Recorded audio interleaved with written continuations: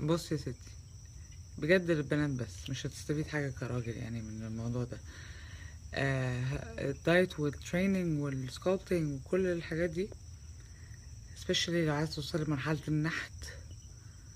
اوكي، 3 حاجات تبتدي بيهم وتستمري بيهم مدى العمر: تفرمطي دماغك 180 درجة، هتتجوزي الجيم 5 مرات في الأسبوع تروحي اتليست، ولو قصرتي تبدأي تحسي بالذنب.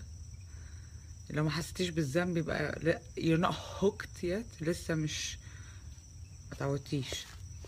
وهتغيري نظام أكلك مدى العمر.